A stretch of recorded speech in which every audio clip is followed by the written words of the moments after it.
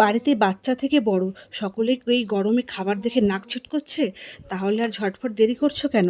আমার এই মাছের ঝোলের রেসিপিটা ফটাফট দেখো আর সেভ করে নাও। তো চলো রেসিপিটা কী করে করলাম তোমাদের সঙ্গে একবার শেয়ার করি। প্রথমে রুই মাছগুলোকে ভালো করে ধুয়ে মাছের গায়ে নুন হলুদ মাখিয়ে নিয়েছি। তারপর কড়াই বসিয়ে দিয়ে সর্ষের তেল দিয়ে দিয়েছি। তেল গরম হয়ে গেলে আগের থেকে নুন হলুদ মেখে রাখা মাছগুলোকে গরম তেলের ওপর ছেড়ে দেব। তারপর কিছুক্ষণ অপেক্ষা করার পর মাছগুলোকে হালকা হাতে নাড়াচাড়া করে মাছগুলোকে তুলে নেব। সেম একই প্রসেসে বাকি মাছগুলোও সুন্দর করে ভেজে তুলে নেব। মাছ ভাজাতে আলাদা করে কোনো টেকনিক নেই। আর তাছাড়া জানি তোমরাও রান্নায় অনেক পারদর্শী, কিন্তু আমি কি করে রান্নাটা করলাম সেটাই তোমাদের সঙ্গে আজকে শেয়ার করছি। ওই দেখো, তোমাদের সঙ্গে গল্প করতে করতে আমার পুরো মাছটাই ভাজা হয়ে গেছে। এবারে একে একে মাছগুলোকে তুলে নেব।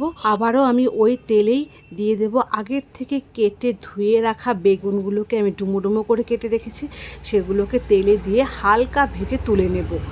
সেম একইভাবেই আগের থেকে কেটে ধুয়ে রাখা আলুটাও আমি তেলের মধ্যে দিয়ে হালকা হাতে ভেজে নেব। এখানে তোমরা বেগুন আর আলুর মধ্যে হালকা একটু হলুদ অ্যাড করতেই পারো, কিন্তু আমি এখানে করিনি, কারণ পরে যে তেলটা বেঁচে যায় সেই তেলটা নয়তো কালো হয়ে যায়, তরকারির রং একদম বাজে হয়, তাই আমি দিইনি। এবারে আমি দেব ফোড়ন। তার জন্য আরও কিছুটা পরিমাণে তেল দিয়ে গরম তেলে দিয়ে দিয়েছি তেজপাতা, গোটা জিরে। ফোড়নটা হতে হতে আমি অন্যদিকে মিক্সিতে একটু লঙ্কা আর আদা একটু ঘুরিয়ে নেব। তারপর দিয়ে দেব সেই তেলেই বেটে রাখা মশলাটা। মশলা ভালো করে দিয়ে পরিমাণ মতো নুন, পরিমাণ মতো হলুদ গুঁড়ো দিয়ে ভালো করে নাড়াচাড়া করে মশলাটাকে কষিয়ে নিতে হবে। ততক্ষণ পর্যন্ত কষাতে হবে যতক্ষণ না মশলার গায়ের থেকে তেল ছেড়ে দেয়। তারপর যখন মশলা ভালোভাবে কষে যাবে, সেই মশলার মধ্যে আগের থেকে ভেজে রাখা আলু আর বেগুনটা দিয়েও ভালো করে নাড়াচাড়া করে নিতে হবে। তারপর আর কি, কোনো ঝামেলাই নেই।